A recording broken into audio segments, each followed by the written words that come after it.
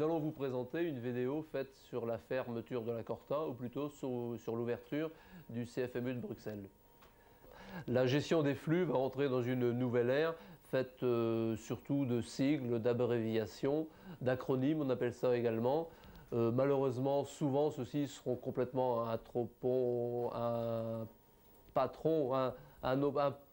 imprononçables.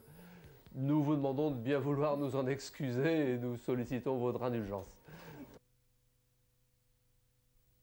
Jusqu'à présent, le système de régulation des flux de trafic fonctionnait ainsi.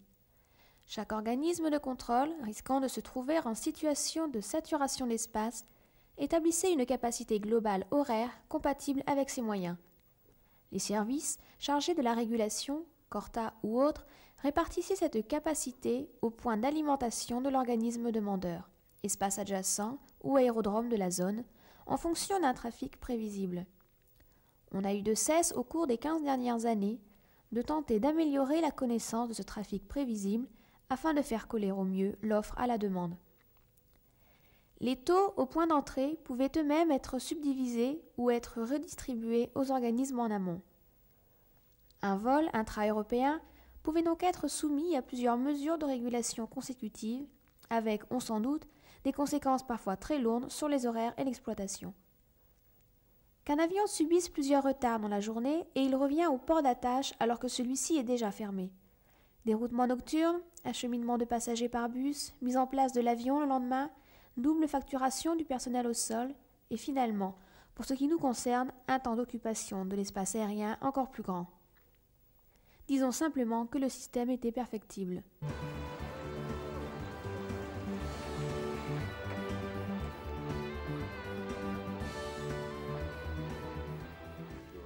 L'ouverture du CFMU de Bruxelles vise à améliorer la gestion des flux en apportant des changements fondamentaux à 3 aspects du problème.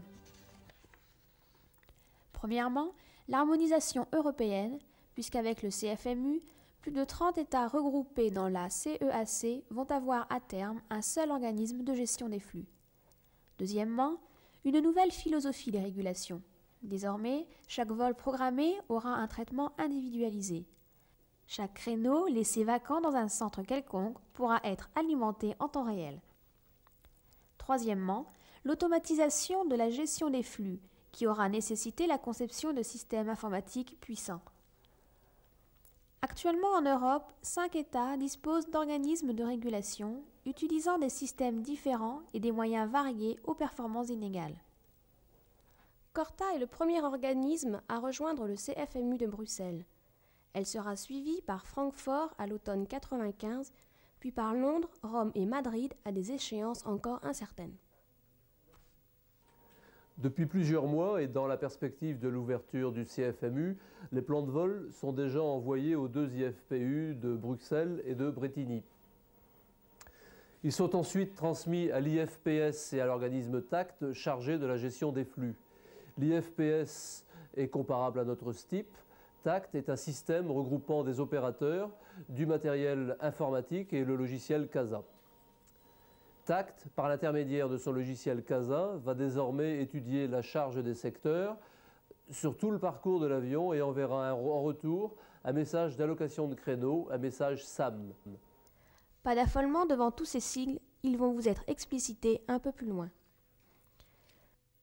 Que les conditions soient modifiées entre l'attribution du créneau et le moment du décollage, le système enverra aussitôt un rectificatif modifiant le créneau afin d'optimiser les capacités des secteurs. Le système sera aussi capable de déterminer des reroutements éventuels pour emprunter des espaces plus disponibles.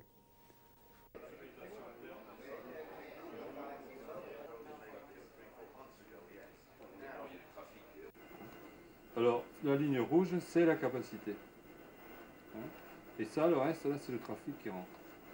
Ok, donc, effectivement, avec une capacité de 15 avions à l'heure, toute la journée demain. Mais moi, on s'en fout, hein. C'est juste pour dire, pour montrer comment ça marche. Donc, si j'éteins un peu l'échelle, je vais mettre un peu d'image pour la télé.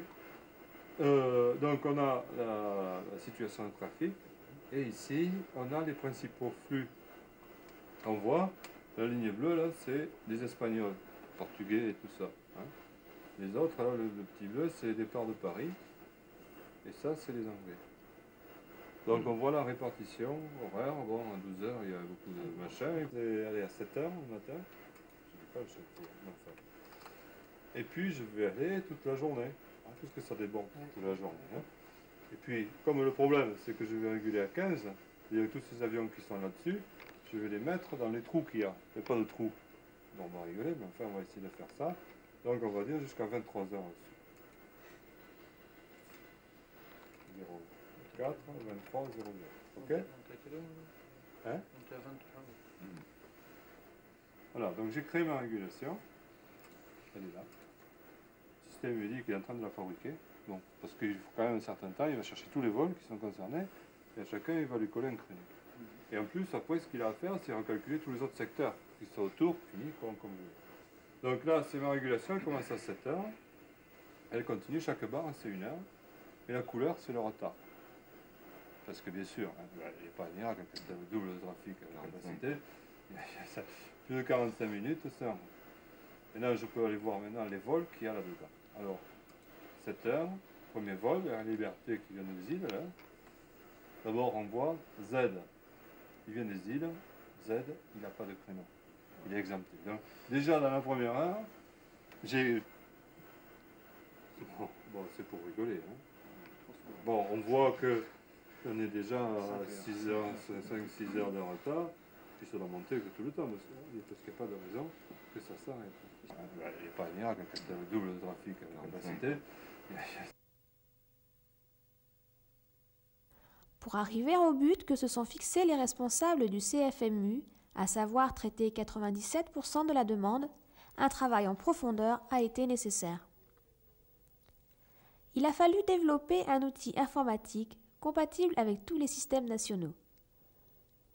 Il a aussi fallu créer les 2 IFPU de Bruxelles et de Bretigny, recevant et traitant l'ensemble des plans de vol, RPL et FPL. Chaque IFPU a en charge une moitié de la CEAC et travaille en secours chaud de l'autre. Après traitement par les IFPU, les plans de vol sont adressés au système tactique TACT qui procède à l'attribution de créneaux. Si l'annulation ou le retard d'un vol sont correctement transmis, les opérateurs TACT pourront procéder à la modification de créneaux déjà émis ou au reroutement du vol. Trop fort, il n'y a pas la possibilité de rerouter dans les autres centres. Ah non, il ne propose pas de rerouting. Il met juste en place les délais. C'est toi qui aurais trouvé une solution. Et là, il faut que je trouve une solution pour supprimer ces délais. Alors, 2. Voilà, donc je vais modifier mes vols là-dedans et qui passent par la route numéro 2. D'accord. Quel était l'effet de ce rerouting sur la régulation? Ça veut dire il y a combien? 23. 23 sur la journée. Hein. Ça fait quoi? Ça fait 1 ou 2 par heure. Ça va pas. Bon, c'est déjà ça, mais ça va pas être miraculeux quand même. Bon, il commence à y avoir un peu de jaune qui apparaît. Mais bon, ouais, si, il y a du mieux.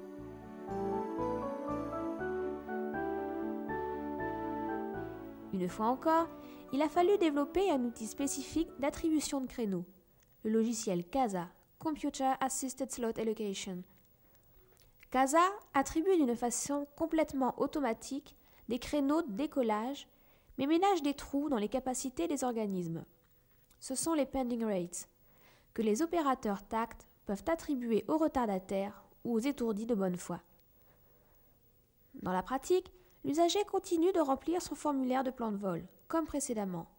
Si le vol doit traverser des espaces soumis à régulation de trafic, le plan de vol doit être déposé 3 heures avant le départ.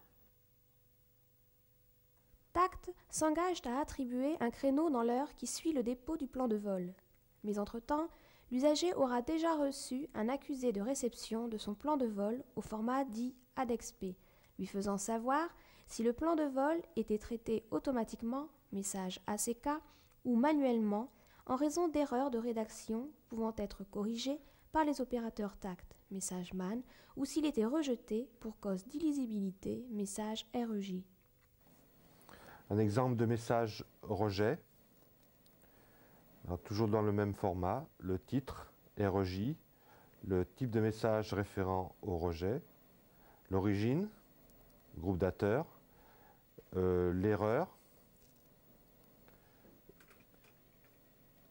Donc en fait l'erreur, il indique que c'est le type d'avion.